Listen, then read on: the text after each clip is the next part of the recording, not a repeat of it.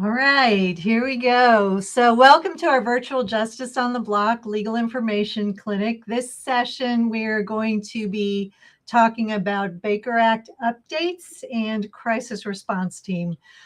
We had an initial Baker Act Justice on the Block a few months ago. So, if you're watching this, you may want to watch that one first. My name is Stephanie Johnson. I'm the senior attorney in the Tallahassee Office of Legal Services in North Florida.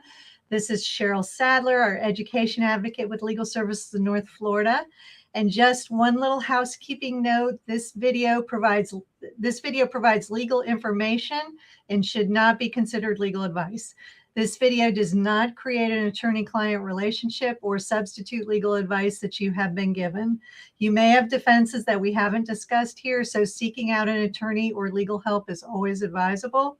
And for more information about Legal Services in North Florida, you can go to our website, which is www.lsnf.org, or call 850-385-9007. Thank you for joining us today. And so, as I said, this is kind of a continuation of our original Baker Act session. So, Cheryl, why don't you remind us what a Baker Act is? Sure. So Baker Act is just the name of a process. So here in Florida, when a person is seen as a danger to themselves or others due to a mental health issue, not just because they're mad or whatever, they can be taken to a hospital or facility to see if they need additional help. So Florida actually Baker Acts an awful lot of kids every year, which is why we discussed the Baker Act in detail in an earlier session.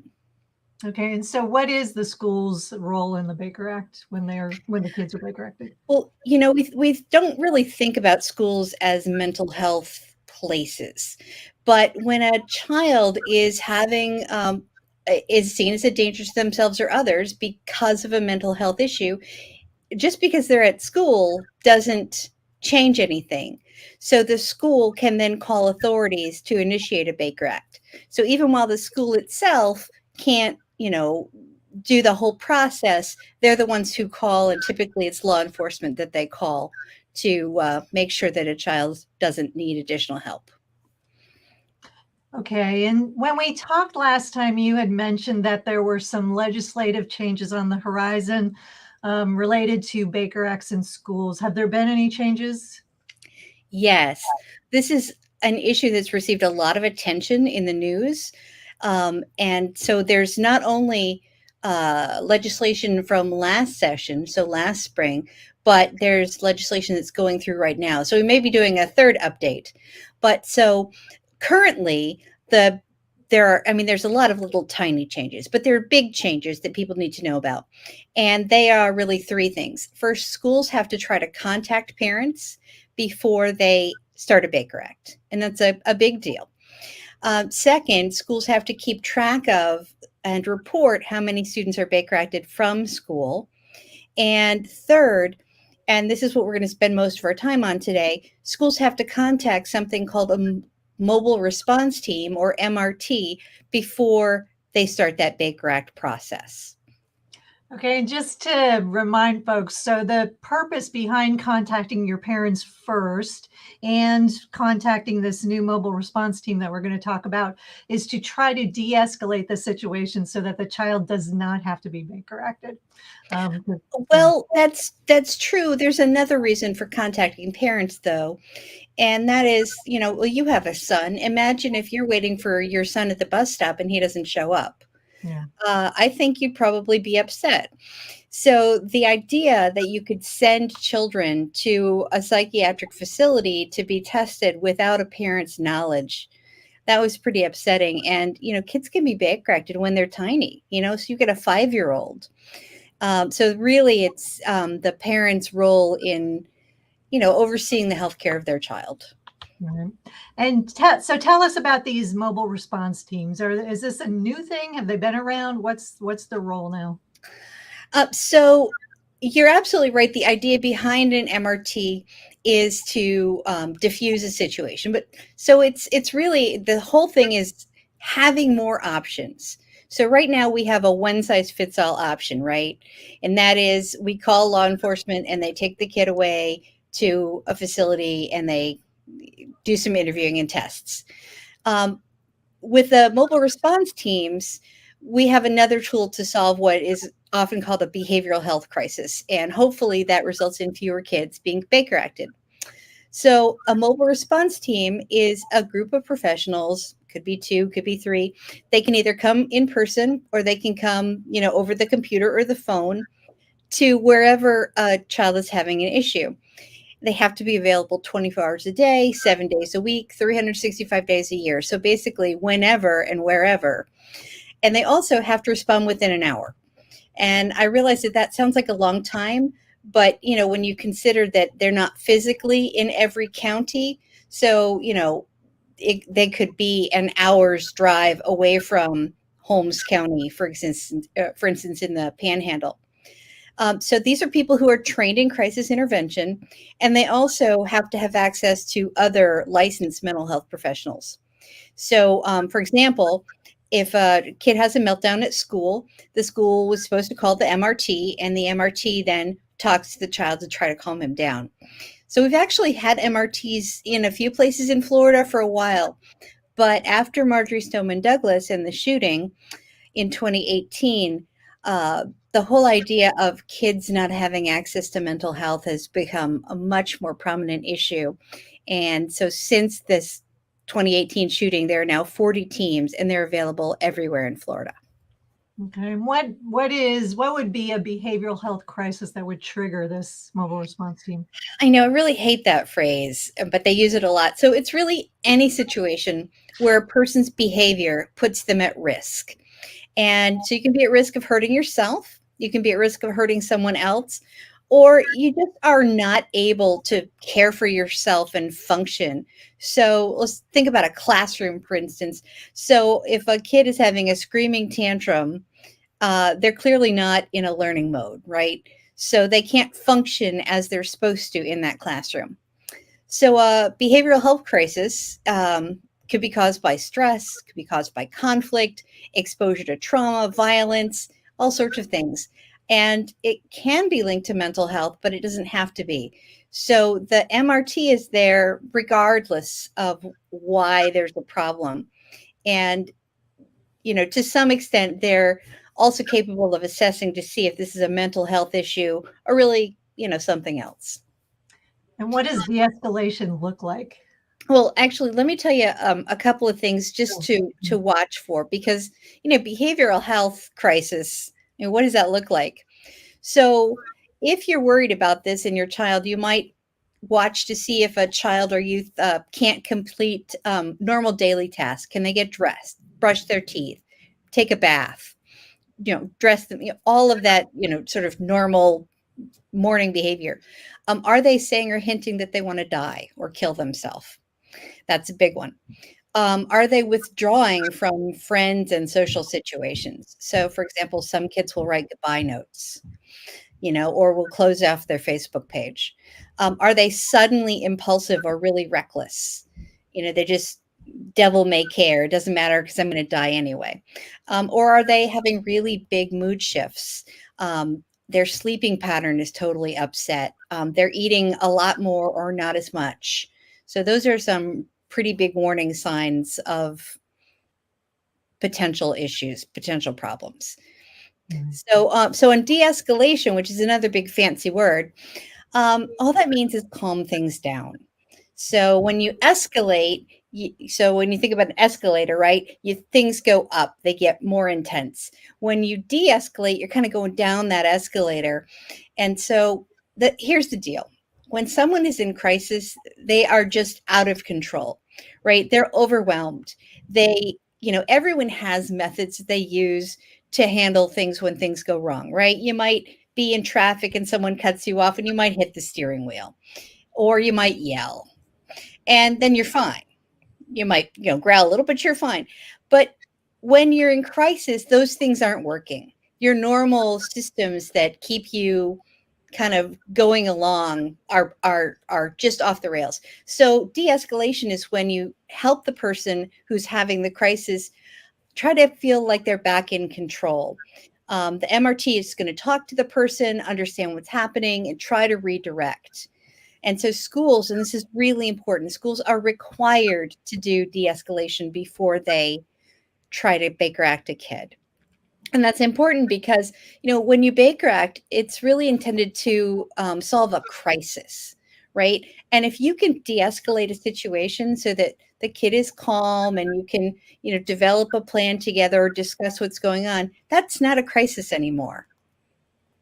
Okay, so then at that point, the child should not need to be Baker acted. Is there anything else that the MRT can do?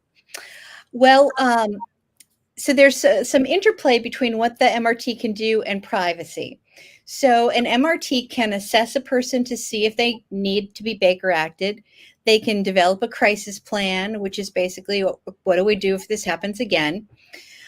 So if it's just talking to a kid, Florida law says that's fine. You don't need parental consent if the child is 13 or over. Now, if you're going to assess a child, you need parent consent. If the kid is under 13, again, the school is having to contact the parent. And so, I think that's a reasonable effort standard. And I know that when you register a child for school, a lot of times you sign a waiver that says, in an emergency, a school is capable of providing this kind of care.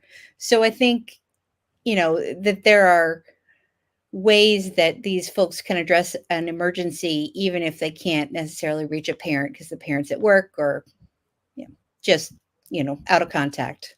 Right. So do the MRTs just come to the school, or could they also come to the house and other places? That's actually when I was doing research on MRTs, I was really impressed because they can come to any place this kind of situation happens, which of course includes homes, includes schools, places in the community, emergency departments. And, their only job is to help solve the crisis that's happening and then try to figure out, okay, what about next time? So parents can absolutely call the MRT. And I think for parents, having a kid is not easy. And if your kid is having problems, that makes it, twice not easy.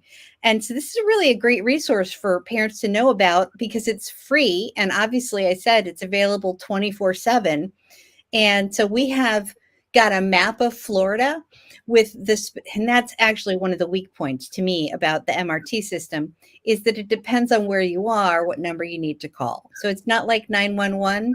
You don't just call 911. And so that's why on the map, though, it does give the specific phone number for wherever you are at the time. Okay. And so what if I'm a parent of a college student? Would the MRT also be able to go to the college and assess my college kid? Well, I'm not sure why or how the legislature decided on the ages, but MRTs can serve anyone 25 and under. So certainly that would cover most kids in college and maybe grad school too, and certainly young people in the workforce. So in order to be served, you have to first be the right age and you have to meet one of 4 different criteria. So you don't have to meet everything, just one. So you can either have an emotional disturbance, like we've been discussing. You can be experiencing a mental health or emotional crisis. And I have to tell you, it's pretty hard to draw that line. You can have worsening emotional or behavioral health problems that is then hurting the child's ability to function. Or you can be in the child welfare system. And certainly, we deal with a lot of kids like this who are having to move a lot. And so clearly there's something going on that's triggering all of these moves. So it's actually pretty comprehensive. Yeah. And can the MRT also provide like counseling services? Can they provide other services? They are the crisis response team. So if you think about it, they're the ambulance. Okay, so they're going to come and they're going to put you in the ambulance, metaphorically speaking, and then they're going to take you to the hospital. So the hospital is the other services. So they're the connector, but they're also going to make sure that you're okay in the moment. So they don't go on to provide counseling services. It's all very immediate and short term, but their job is to link you with other things that you can use to follow up because, they don't want, tomorrow for you to have the exact same thing happen. So, and so they know everything that's available and can do that referral for you. Okay. And so if I'm a parent and I get a call from a school and the school says, Miss Johnson, we're Baker acting your child, it sounds like it's appropriate for me to say, have you contacted the MRT yet? Absolutely. And frankly, if your child is 13 or under, I would expect them to be calling you and saying, we'd like to contact the MRT because we need your permission, for them to counsel your child. So that would be my first tip off as a parent. And then if you do get that call that says we're Baker acting your child, I would want to know, what were they doing? What did the MRT team have to say? And, and what de-escalation strategies were tried? Because, these are legal requirements and they're new, right? So here's the thing about the law. It's a great thing, but the law is only as good as people knowing about it, right? And so it's great if you as a parent know and can kind of remind the school, okay, we don't go from 0 to 60. We don't just call law enforcement and put the kid in a police car. First, we de-escalate, we call the MRT, we notify the parent, then maybe we go on to this next step. But that's a big maybe, and that's the entire reason that MRTs are there. And it is a new law, as you said. So I would imagine in different parts of the state, different school boards are maybe using the MRTs in a better way. When you look at the data, some districts, so if you look at sort of the number of MRT calls, in some districts, 75% of those calls come from schools. And in other districts, it's like 10%. So what you would hope to see, and the good thing is in districts that do use the MRT services, they're Baker acting fewer kids. And that's good because being Baker acted is very traumatic. It's like getting your health care through the emergency room. It's not a great setup. Right. So what we hope is that as these teams continue to exist and continue to serve schools and kids, that more and more people will understand, how valuable this can be to interrupt a crisis. Great. Okay, well, it'll be interesting to see how this plays out. And is there anything else you wanted to add before we sign off? I just wanted to highlight again that there's new legislation we're currently in the middle of our legislative session, not really the middle, but toward the end. And so it's entirely possible that this will keep on moving. But definitely, parents can use this resource. I think we don't give parents very many direct resources. So this one is really important for folks to know about. Okay, great. And we're going to have a couple links in the chat to some of the resources that Cheryl talked about. And that's all we've got for today. Hopefully we will be back next month with another Know Your Education session. Yeah, I think we're going to talk about privacy and the right to privacy. Very important. All right. Thank you. Thanks, Steph.